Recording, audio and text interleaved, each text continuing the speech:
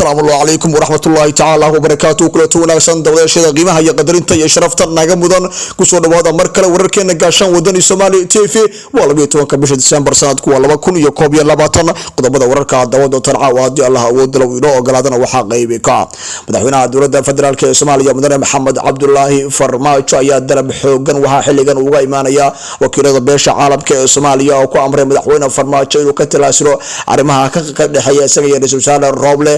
وكيلة بيشة عالم كأي كل ما قرقارة كل أقرب قصر مدحتوه في الصومالية مدحوينه محمد عبد الله فرماجو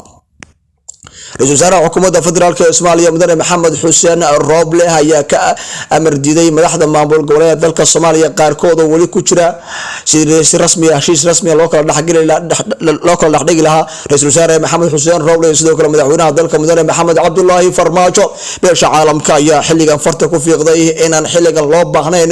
خلاف سياسي حوغان وسوكا لحق الرئيس الروبلي يسدوك المدحوينها دلك مدن محمد عبد الله فرماجو وركيو قدام بياري ما جسد الصومالية ستو صادق وسوكا بدنا دولاشada qiimaha iyo qadarinta iyo sharaf waxaan si toosan ka codsanayna warka shashada galashan comment ka bixin subscribe-tana saaratan dowlashada qiimaha iyo qadarinta iyo sharafta naga mudan haatana warkeeni oo faahfaahsana وكيلك بيشة عالم كالصومالية وكيلة بيشة عالم كالصومالية كوسوغان مقدشة أيها سر رسمي أودرا يبغي ووين أو كأدن سر رسمي الله حاليا خلاف كسياسة هذا حلقة سوق لحق لما يحضر وسر سيد دلك الصومالية خلاف كان يا إلى هاتن وحى وكرر كان تهليل وهاي سركات سرقات السنة العيد كان مسقوط يشتون كقرن كالصومالية وإلى هاتن على الهاين وحنا كيس كإجران تهليل إلى هاتن وخلاف سياسة سوق لحق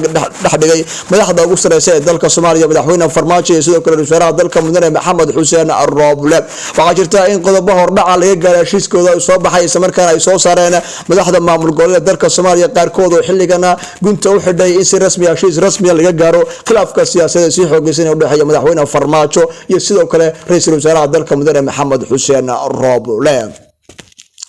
وكيلة بيشة عالم كالصومالية أي حلقا فرطة كفيقي إن حلقا لوبعنا خلاف سياسة وصوك اللحقة مدحضة أقصر سيد دلك حلي اللي إن سي رسميا لو تدرقلية أرماها الدرشون كالدلك الصومالية وعنا أي آدها ولا حوقا وقنبوتين وكيلة بيشة عالم كالصومالية أرماها تقلاف كان كتاقا الصومالية حلقا وحا أي فرطة كفيقا إن لوبعنا إن خلاف سياسة وصوك اللحقة مدحضة أقصر سيد دلك الصومالية خلاف كان يولي كتاقا مدحضة أقصر سيد دلك الصومالية إلا هاتان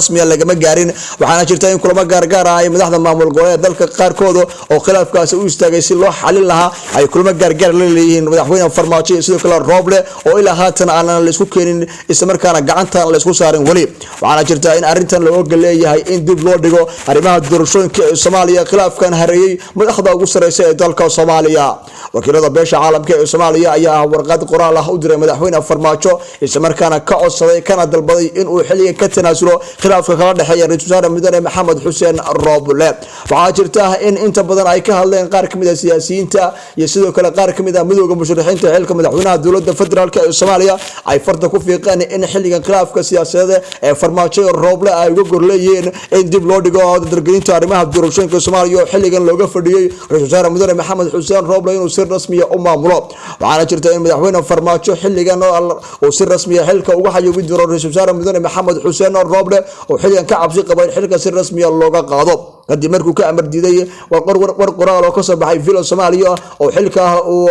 loo magacaabay isla markaana aad uga xumaaday xilka markale loo magacaabay taliyii hore ee mas'uuliyadda iyo shaqooyinka qaranka Soomaaliya Faad Yaasiin Xaaji Daahir oo madaxweynaha Farmaajo u magacaabay taliyaha dhanka amniga iyo siyaasadda ee madaxweynaha Farmaajo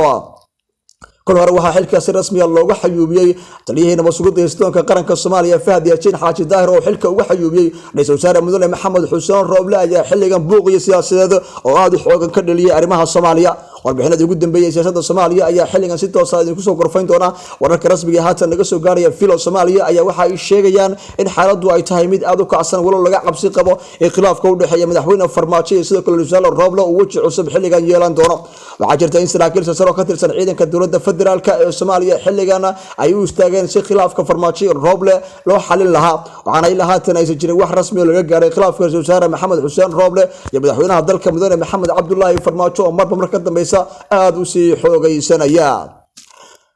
madaxweynaha maamulka galmudug axmed cabdi kaariye qoorqoor oo ilaa haatan saxaafadda aan la hadlin ayaa sheegay war qoraal oo lagu soo qoray barteeda galmudug ayaa waxaa lagu sheegay in khilaafka farmaajo iyo sidoo kale Rajaalo Rooble xilligan uu meel fiican marayo isla markaana si rasmi ah qodobada la soo saari doona ay labada dhinacba ay qodobadaasi aqbali doonaan kol hore ayaa qodobo la soo saaray isla markaana qodobadaasi labada dhinacba way ka amar diideen in si rasmi ah qodobadaasi loo dhaqan galiyo isla markaana khilaafka siyaasadeed ee ka dhaxeeya farmaajo iyo Rooble in si rasmi ah xilligan loo dhameeyo waxa inta badan warbaahinta ka hadasha afka Soomaaliga ay inta badan aad u qaada dhigaysa arrimaha siyaasadda ee Soomaaliya waxa ay ka hadlayaan khilaafka siyaasadeed u dhaxeeya madaxweyne Maxamed Cabdullaahi Farmaajo iyo sidoo kale wasaaraha dalka mudane Maxamed Xuseen Rooble oo xilligan laga yaabo inuu waji cusub yeelan karo